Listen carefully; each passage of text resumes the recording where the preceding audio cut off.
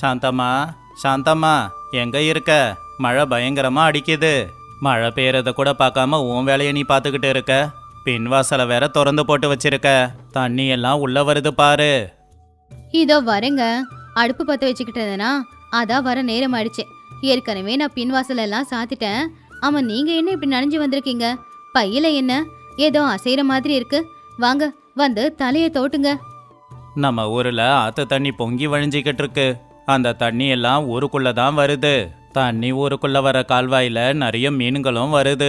வலை போட்டப்போ 2 மீன் மாட்டுச்சு எனக்கு. வெளியில வேற மழை பெய்யுது. இந்த நேரத்துல மண்பானையில சுட சுட மீன் குழம்ப வச்சு கொடுத்தினா, ஆஹா, சொர்க்கமே கண்ணுக்கு தெரியும். சீக்கிரம் வச்சு கூட. நல்ல வேலை தான் பண்ணிருக்கீங்க. இந்த குளிர்ல மீன் குழம்பு சாப்பிட்டா நல்லா தான் இருக்கும். சரி, தலையை தோட்டிட்டு அப்படி திண்ணையில உக்காருங்க. நான் போய் இந்த மீனுக்கு சாம்பல் போட்டு இந்த மீனை சுத்தம் செஞ்சுட்டு நல்ல மீன் குழம்பு செஞ்சுட்டு அப்புறமா கூப்பிடுறேன். அப்புறம் 2 பேரும் உட்காந்து சுட சுட சாப்பாடு சாப்பிடலாம். சரி சாந்தம்மா, கொஞ்சம் சீரகத்தையும் மிளகையும் அதிகமா அரைச்சி போடு. புளி ஊற்றும் போது கொஞ்சமா ஊத்து. மீனை கிளறும் போது பார்த்து பொறுமையா கிளறு. அப்பதான் உடையாம இருக்கும். இதை நீங்க தனியா சொல்லணுமா? என் சமையலை பத்தி உங்களுக்கு தெரியாதா? முதல்ல நல்ல சின்ன வெங்காயத்தை வதக்கிட்டு அதுல கொஞ்சம் இஞ்சி பூண்டு விழுதையும் போட்டுட்டு நல்ல காரத்துக்கு மிளகாத்தூளும் மஞ்சத்தூளும் போட்டுட்டு அதுக்கப்புறம் புளிய கரைச்சி ஊத்திட்டு நல்லா குழம்பு கொதிக்கும் போது இந்த மீனை போட்டா எல்லாம் சேர்ந்து ஒன்னா வெந்து வரும்போது மனம் தூக்கலா இருக்கும். கடைசியில கொஞ்சோண்டு மிளகு சீரகத்தை அரைச்சி பொடி பண்ணி போடணும். அப்படின்னு அவங்க 2 பேரும் பேசிக்கிட்டு இருக்கும்போது அந்த மலையில சூரி வேகமா ஓடி வந்தான். ரங்கையா மாமா, ரங்கையா மாமா, வீட்டில் தான் இருக்கியா? கதவை துறையன். அட நீயாடா சூரி, இரு வரேன். அப்ப ரங்கையா, வாடா, இந்த மழையில எங்க போயிட்டு வர? எப்படி நனைஞ்சிருக்க பாரு. துண்டு கொடுக்குறேன், வந்து திண்ணையில உக்காரு. என்னன்னு சொல்ற மாமா, வெளியில மழை ஜோரா பெய்யுது. மலைக்கு மேல மாடுங்களை மேயறதுக்காக கூட்டிகிட்டு போயிருந்தேனா, திரும்பி வரும்போது வழியிலேயே 2 தடவை வழிக்கு விழுந்துட்டேன். அதான் மாடுங்களெல்லாம் ஒரு பக்கமா கட்டி போட்டுட்டு கொஞ்சம் ஓய்வெடுக்கலான்னு உன்னோட வீட்டுக்கு வந்தேன்.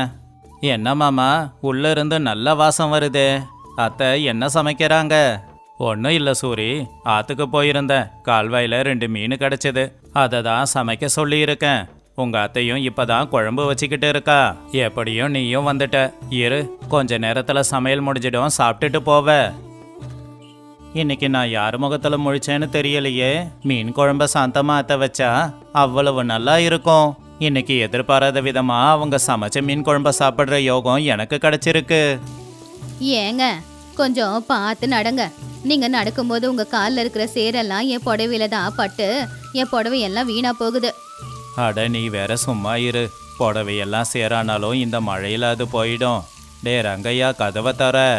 என்ன மாமா, புருஷன் பொண்டாட்டி மழையில எங்க கிளம்பிட்டீங்க?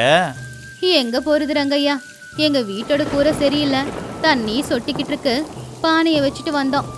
இவரு மழையில சும்மா வீட்டில் உக்காராம வயலுக்கு போய் பார்த்துட்டு வரலாம் வாடின்னு என்னையும் கூடவே கூட்டிக்கிட்டு கிளம்புனாரு. ஆமா ரங்கையா, வயல்ல மழை தண்ணி தேங்குதான்னு பார்க்க தான் கிளம்புனேன். ஆனா மழை அதிகமாயிடுச்சு. அடடே சூரி, நீயும் இங்க தான் இருக்கியா? ஆமா, உன் மாடுங்க எங்க? பத்திரமா கட்டி போட்டுட்டியா? ஆமா தாத்தா, அதெல்லாம் பத்திரமா கட்டி போட்டுட்டேன். அதெல்லாம் விடுங்க. ரங்கையா மாமா கொண்டு வந்த மீனை அத்தை நல்லா சமைக்கிறாங்க. எப்படி வாசம் வருது பாருங்க. ஆமா ஆமா, எனக்கும் அந்த வாசம் வந்துச்சு. சாந்தம்மா, என்ன சமைக்கிற? இஞ்சி பூண்டு மிளகு சீரகம் எல்லாம் வச்சு அரைக்கிற மாதிரி இருக்கே. அந்த வாசம் நம்ம தெருவு முழுக்க வந்துருச்சு. சாந்தம்மா வெளியில வந்து, ஆமா அண்ணி, அவரு ஆத்துக்கு போய் மீன் பிடிச்சிக்கிட்டு வந்தாரு. அதைத்தான் சமைச்சுக்கிட்டு இருக்கேன். சமையல் இன்னும் கொஞ்ச நேரத்துல முடிஞ்சிடும். நீங்க எல்லாம் உட்காருங்க, ஒன்னா சாப்பிட்டுட்டு போலாம். அடடா, இன்னைக்கு நாள் இவ்வளோ நல்லா இருக்கும்னு நான் கொஞ்சம் கூட எதிர்பார்க்கல. வேலையில பெய்கிற மழைக்கு மண்பானையில செஞ்ச மீன் குழம்ப சாப்பிட்டா, அடடா, இந்த மீன் குழம்பு வாசத்துல எங்க தாத்தா சொன்ன கதை தான் ஞாபகம் வருது. என்ன கதை தாத்தா? எப்படியும் மீன் குழம்பு வேக கொஞ்சம் நேரமாகும். என்ன கதைன்னு கொஞ்சம் சொல்லேன் தாத்தா. ஆமா மாமா, சொல்லேன். சாந்தம்மா, குழம்பு முடிஞ்சுதா? மாமா கதை சொல்றாரு, வந்து கேளு. இன்னும் 10 நிமிஷம் ஆகுங்க. நான் இங்க இருந்தே கேக்குறேன். கதை எதுவா இருந்தாலும் சொல்லுங்க, கேட்டுக்கிட்டே இருக்கேன். சரி கேளுங்க. இது 100 வருஷத்துக்கு முன்னாடி பக்கத்தூர் ராமாபுரத்துல நடந்த கதை. அங்க ஒரு காடு இருந்துச்சு. அந்த காட்டுக்கு மத்தியில ஒரு குளம் இருந்துச்சு. அதுல தண்ணி வத்தி போகாது. எவ்வளவு வறட்சியிலையும் அங்க தண்ணி இருக்கும். அங்கதான் வீரையான்னு ஒரு விவசாயி இருந்தான். பாவம் எவ்வளவு கஷ்டப்பட்டாலும் பலன் கிடைக்காது. ரொம்ப கஷ்டப்பட்டுக்கிட்டு இருந்தான். பாவம், எந்த ஜென்மத்துல செஞ்ச பாவமோ. சரி, அந்த குளத்துக்கும் வீரையாவுக்கும் என்னங்க சம்பந்தம்? அதை தான் சொல்ல வரேன், கொஞ்சம் பொறுமையா இரு. அன்னைக்கும் இதே மாதிரி ஒரு மழை. வீரையாவோட வீட்டுல சமைக்க ஒரு கைப்பிடி அரிசி கூட இல்ல. பசங்க எல்லாம் பட்டினியால இருக்கும்போது அந்த வீட்டுக்கு ஒரு சாமியார் வந்தாராம். அந்த சாமியார் வீரையா கிட்ட, அப்பா நான் ரொம்ப தூரத்துல இருந்து வரேன், 2 நாளா சாப்பிடல, சாப்பிட எதுனா கொடுன்னு கேட்டாரு. ஐயோ, வீட்டில தான் எதுவும் இல்லையே, வீரையா என்ன பண்ணாரு? வீரையாவை பத்தி உனக்கு தெரியாது. வீட்டுக்கு வந்தவங்கள பட்டினியா அனுப்புற பழக்கம் அவனுக்கு இல்ல. அவன் என்ன பண்றதுன்னு யோசிச்சு காட்டுக்குள்ள இருந்த குளத்துக்கிட்ட போனான். அந்த குளத்தை சாமியா நினைச்சு, அம்மா தாயே, நீ எனக்கு எதுவும் கொடுக்கல, ஆனா என் வீட்டுக்கு வந்தவங்க பட்டினியா போக கூடாதுன்னு கேட்டான். அவன் கேட்ட உடனே அந்த குளத்துல இருந்து ஒரு வெள்ளி மீன் வந்து அவன் காலுக்கு கீழே விழுந்துச்சு. சூரியகாந்தம்மா ஆச்சரியமா, வெள்ளி மீனா? உண்மையிலே வெள்ளிதானா? இல்ல மீனோட பேரு வெள்ளி மீனா? கதை நல்லா தான் சொல்றீங்க நீங்க. அட, இது கதை இல்ல, உண்மை. அந்த மீன் வெள்ளி மாதிரி ஜொலிச்சுக்கிட்டு இருந்துச்சு. வீரையா நன்றின்னு சொல்லிட்டு அந்த மீனை எடுத்துக்கிட்டு போய் குழம்பு வைக்கிறதுக்கு முயற்சி பண்ணா. அப்ப அந்த மீன் வீரையா கிட்ட பேச ஆரம்பிச்சது. மீன் பேசிச்சா? ஆச்சரியமா இருக்கே. ஆமா, அந்த மீன் என்ன சொல்லுச்சு? வீரையா, என்ன தயவு செஞ்சு வெட்டிடாத. நீ யாரு, உன் குணம் என்னன்னு தெரிஞ்சுக்க. சாமியார் உருவத்துல வந்தது நான் தான். தயவு செஞ்சு என்ன தண்ணியிலேயே விட்டுடு. என்னையிலிருந்து உன் கஷ்டமெல்லாம் தீரப்போகுதுன்னு மீன் வீரையா கிட்ட சொல்லுச்சு. அப்படியா? அப்ப வீரையா அந்த மீனை விட்டுட்டாரா? இல்ல பசி தாங்க முடியாம சமைச்சு சாப்பிட்டுட்டாரா? வீரையா நல்ல மனசுக்காரனாச்சு. பாவன்னு அந்த மீனை அப்படியே அங்க விட்டுட்டு வந்துட்டான். திரும்பி வந்து பார்த்தா அவன் குடிசை வீடு பங்களா வீடா மாறி இருந்துச்சு. அந்த வீட்டுல சமைக்க தேவையான எல்லா பொருளும், சமைச்சு வச்ச சாப்பாடும் இருந்துச்சு. சாமியாரு இல்ல. வீரையா மனைவி அழுதுகிட்டே வந்தா. அன்னையிலிருந்து வீரையாவோட கஷ்டம் போயிடுச்சு. ஊர்ல எல்லாருக்குமே உதவி பண்ற அளவுக்கு வளர்ந்துட்டான். அவன் இயற்கையையும் சாமியையும் நம்பினதால அவனுக்கு உதவி கிடைச்சது. நல்லா கதை சொன்னீங்க. இந்த கதை கேட்க நல்லா தான் இருக்கு. வீரையா மாதிரி ஆட்கள் அந்த காலத்துல இருப்பாங்க. ஆனா இந்த காலத்துல யார் இருக்காங்க? இப்போவும் அந்த நீர் தேவதை இருந்தா நல்லா இருக்கும்ல. சரி சரி, கதையை கேட்டு பசி அதிகமாயிடுச்சு, சாப்பிடலாம். சாந்தம்மா கையில பானையை எடுத்துக்கிட்டு வரும்போது, மீன் குழம்பு ஆயிடுச்சுங்க.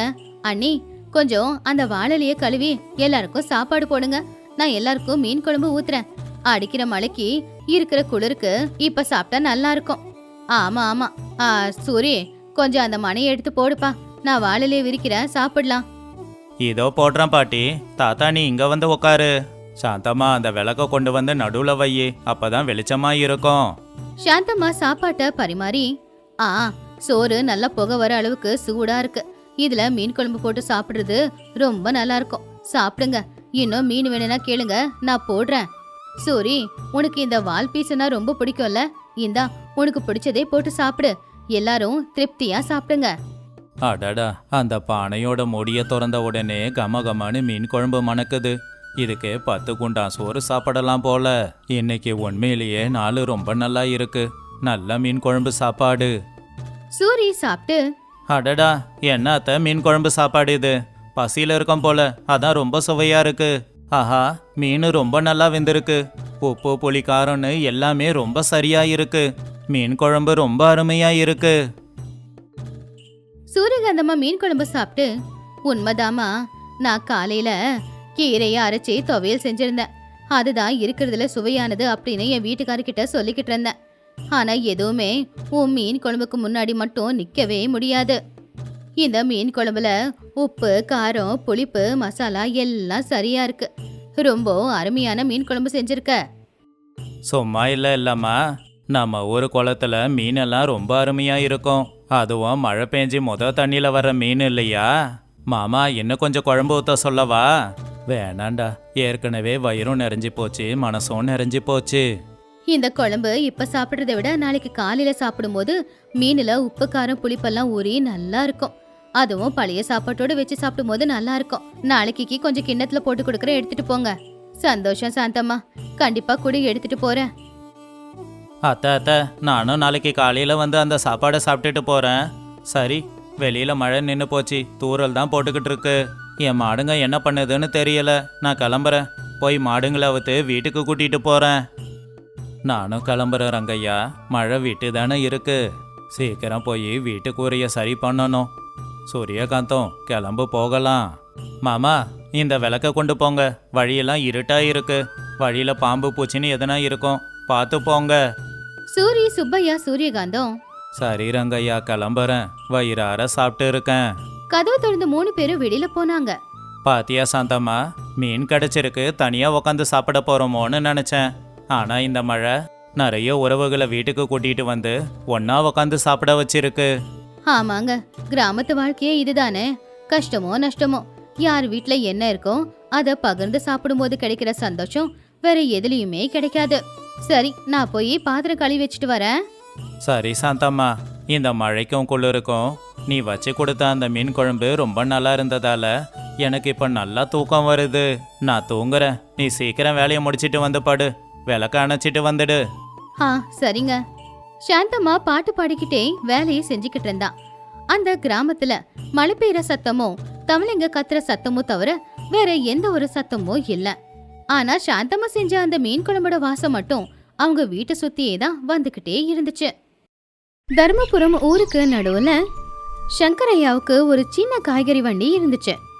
தினமும் காலையிலேயே பக்கத்து ஒரு சந்தைக்கு போய் ஃப்ரெஷ்ஷா இருக்கிற காய்கறியை கொண்டு வந்து ஊருக்குள்ள அவன் வித்துக்கிட்டு இருந்தான். காலையில வியாபாரம் எல்லாம் முடிஞ்சதுக்கு அப்புறமா சாயந்தரம் மிஞ்சி போன காய்கறிய அவன் வீணாக்க மாட்டான். சாயந்தர நேரம் மிச்சமான காய்கறி எல்லாத்தையுமே ஒரு மூட்டையில போட்டு எடுத்துக்கிட்டு ஊர் எல்லையில இருக்கிற ஒரு வயசானவங்க தங்குற ஒரு ஆசிரமம். அந்த வயசானவங்க சோமையா, காமாட்சி, ரங்கம்மா 3 பேரும் இவங்களுக்கு ரகசியமா கொடுத்துட்டு வந்துருவான். அவன் செய்யற இந்த தான தர்மத்தை பத்தி அவனுடைய மனைவிக்கு கூட சரியா தெரியாது. ஏன்னா ஒருத்தங்களுக்கு உதவி செய்யறது வெளியில தெரிஞ்சா அந்த உதவிக்கு மதிப்பில்லை அப்படிங்கிறது அவனுடைய எண்ணம். அன்னைக்கு சங்கரையா வியாபாரத்தை முடிக்கிற நேரம். அப்பதான் அவனுடைய மனைவியான பார்வதி அங்க வந்தா.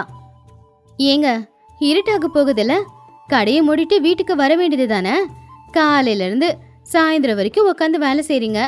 இருட்டானதுக்கு அப்புறமாவது நேரத்துக்கு வந்து சாப்பிட்டு கொஞ்சம் படுத்து தூங்கி ஓய்வெடுக்கலாம்ல.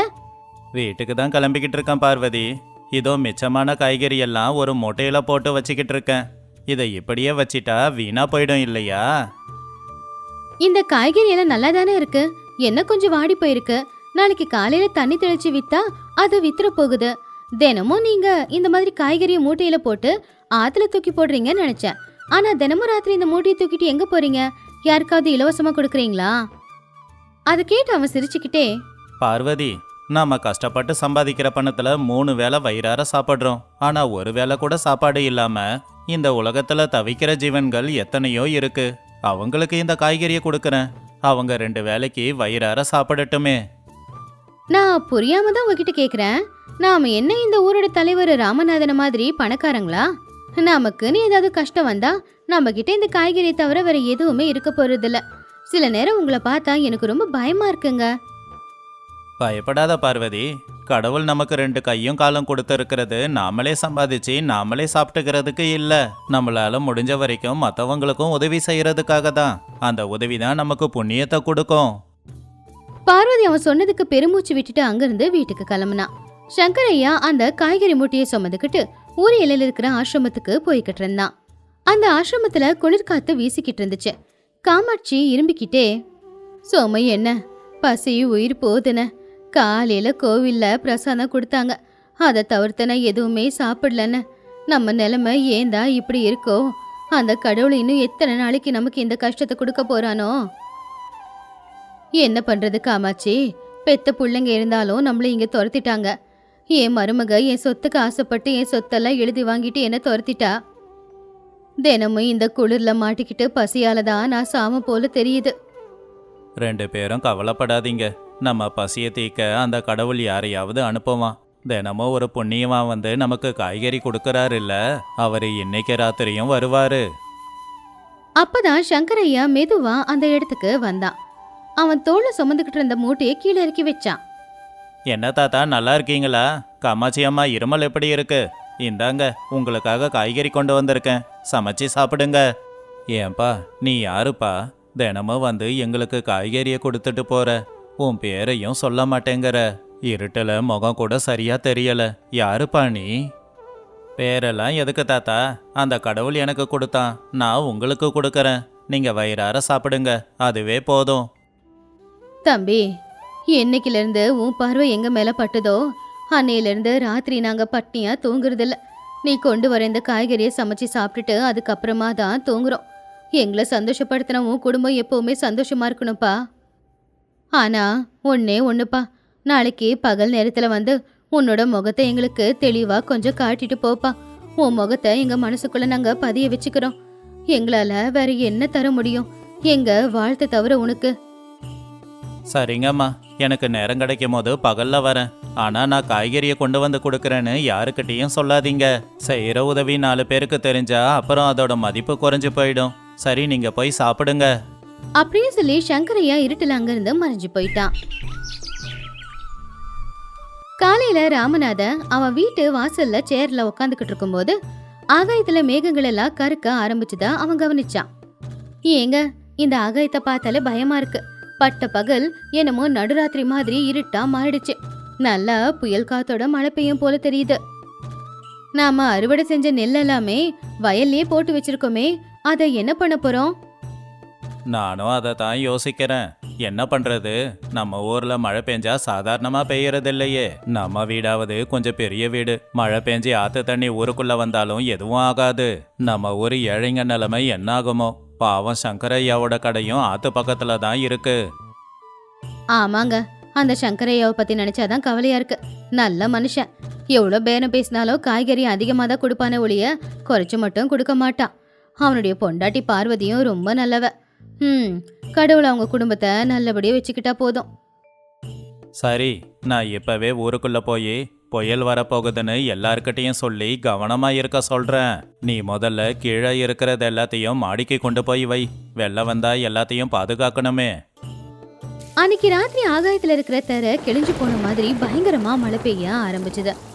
திடீர்னு ஆத்துல தண்ணியும் அதிகமாகி ஆத்து தண்ணியெல்லாம் ஊருக்குள்ள வந்து பாதி வீடுங்க தண்ணியில முழுகிடுச்சு. ஒரு நொடியில ஊர் தெரு எல்லாமே ஆறு மாதிரி மாறிடுச்சு. ஜனங்களோட அழுகை சத்தம் அந்த மழை சத்தத்துல தெரியாமையே போயிடுச்சு. சங்கரையாவோட வீடும் பாதி முழுகி போயிடுச்சு. சங்கரையாவும் அவனுடைய மனைவியான பார்வதியும் அவங்க உயிரை கையில பிடிச்சுக்கிட்டு வீட்டை விட்டு வெளியில வந்து மலைக்கு மேல இருக்கிற கோவிலுக்கு கிளம்புனாங்க. பார்வதி அழுதுகிட்டே, ஏங்க, என்னால முடியல, தண்ணி இடுப்புக்கும் மேல வரும் போல தெரியுது. வீட்டுல இருக்கிற பொருள் எல்லாமே தண்ணியில நனைஞ்சு போயிடுச்சுங்க. கவலைப்படாத பார்வதி, உயிர் இருந்தா இது எல்லாத்தையும் சம்பாதிச்சுக்கலாம். முதல்ல அந்த கோயிலுக்கு போகணும். என் கையை கவனமா பிடிச்சுக்கோ. எல்லாரும் கோவில் படி ஏறி போய்கிட்டு இருந்தாங்க. ராமநாதனும் லக்ஷ்மியும் எல்லாரையுமே பத்திரமா கோயிலுக்குள்ள போக சொல்லி சொன்னாங்க. யாரும் பயப்படாதீங்க, கோவில திறந்துட்டேன், எல்லாரும் உள்ள போங்க. உங்களுக்கு தெரிஞ்சவங்க யாருன்னா வரலன்னா என்கிட்ட உடனே சொல்லுங்க. ஐயோ பார்வதி, என்ன இப்படி நினைச்சிருக்க? இந்தா, இந்த துணியை வச்சு தலையை தோட்டு. சங்கரையா, உன்னுடைய காய்கறி வண்டி என்னாச்சு? வியாபாரம் போச்சா? எல்லாம் போச்சுமா, எல்லாமே தண்ணியில் அடிச்சுக்கிட்டு போச்சு. நாளைக்கு விடிஞ்சா என்கிட்ட ₹1 கூட இருக்காது. என் வாழ்க்கையே போயிடுச்சுமா. அடுத்த நாள் காலையில மழை நின்னுச்சு. ஆனா ஊரே சின்ன பின்னமா இருந்துச்சு. தண்ணியில பாதி ஊரும் முழுகிதான் போயிருந்துச்சு. ஆனா யாரோட உயிருக்கும் எந்த ஆபத்தும் வரலைங்கிறது மட்டும்தான் சந்தோஷம். இப்படியே சில நாட்கள் போச்சு. தண்ணியும் வத்தி போச்சு. ஊஜனங்க எல்லாரும் அடுத்து என்ன பண்றதுன்னு தெரியாம ரொம்பவும் கவலையோட இருந்தாங்க. யாரும் கவலைப்படாதீங்க, நடந்தது ஏதோ நடந்துடுச்சு. எல்லார் வீடும் சேதமாயிருக்கு.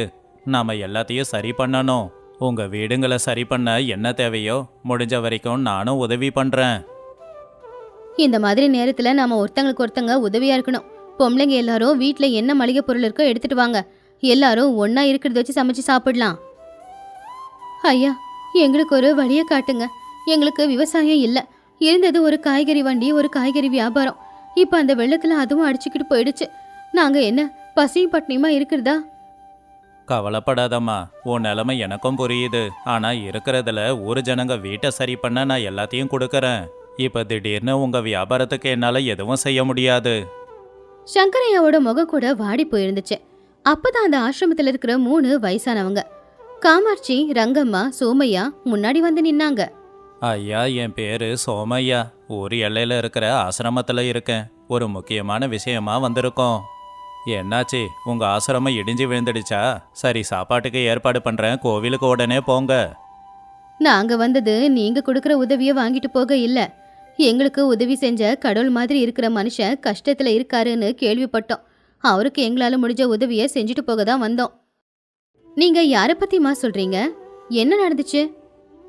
அம்மா, இந்த ஊர்ல காய்கறி விற்கிற சங்கரையான்னு இருக்காருல்ல, அவரு எங்கம்மா இருக்காரு? சங்கரையா தலையை நிமித்தி நேரா அவங்கள பார்த்தான். அம்மா, அது நான் தாம்மா.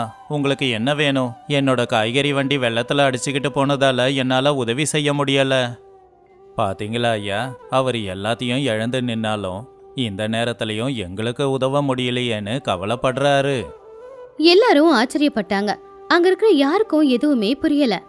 ஐயா, நீங்க என்ன சொல்ல வரீங்க? என்னன்னு கொஞ்சம் விவரமா சொல்லுங்க. ஐயா, இந்த சங்கரையா இருக்காரு.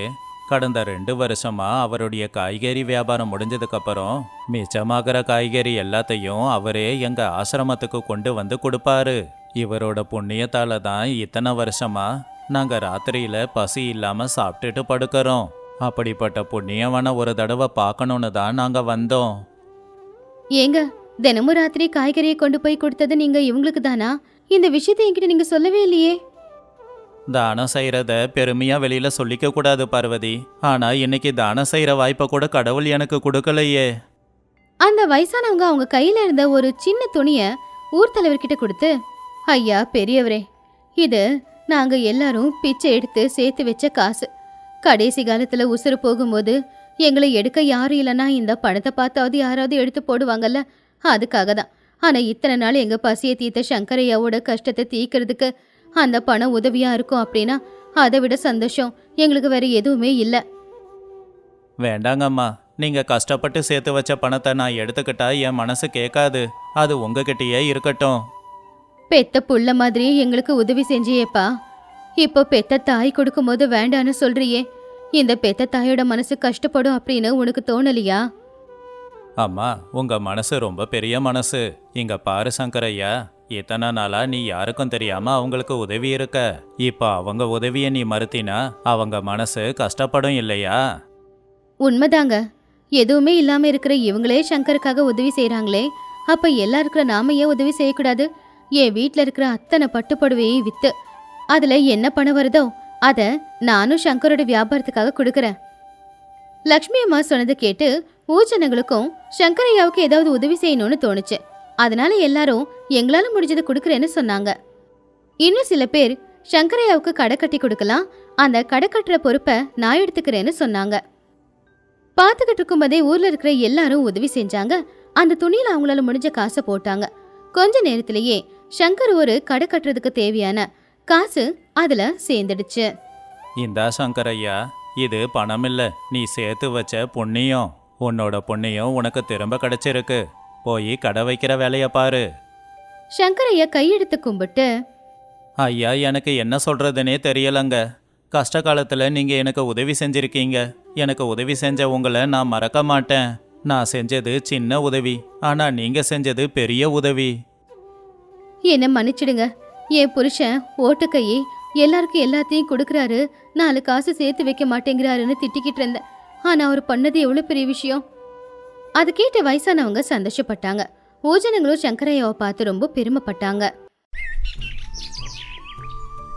மறுபடியும் வியாபாரத்தை ஆரம்பிச்ச சங்கரையா அவனுடைய கடைக்கு பக்கத்திலேயே அந்த வயசானவங்களுக்கு ஒரு சின்ன வீட்டை கட்டி அவங்கள பெத்த தகப்ப தாய் மாதிரி பார்த்துக்கிட்டான். இப்ப அவங்க எல்லாருடைய வாழ்க்கையும் ரொம்ப நல்லபடியா இருந்துச்சு. வலது கையில செஞ்ச தானம் இடது கைக்கு தெரியாம பாத்துக்கிறது தான் ஒரு நல்ல மனுஷனுக்கு அழகு. எந்த ஒரு சுயநலமும் இல்லாம சங்கரையா அந்த வயசானவங்களுக்கு செஞ்ச அந்த சின்ன உதவிதான் இன்னைக்கு அவனுக்கு பெரிய உதவியா மாறி இருக்கு. எப்பவுமே நாம சம்பாதிச்சு நாமளே வாழ்றதுல சந்தோஷம் கிடைக்கலாம், ஆனா அதுல மத்தவங்களுக்கு கொடுத்து பார்த்தா அப்ப கிடைக்கிற சந்தோஷம் சாதாரணமா இருக்கிறத விட பல மடங்கு ரொம்ப அதிகமாவே இருக்கும்.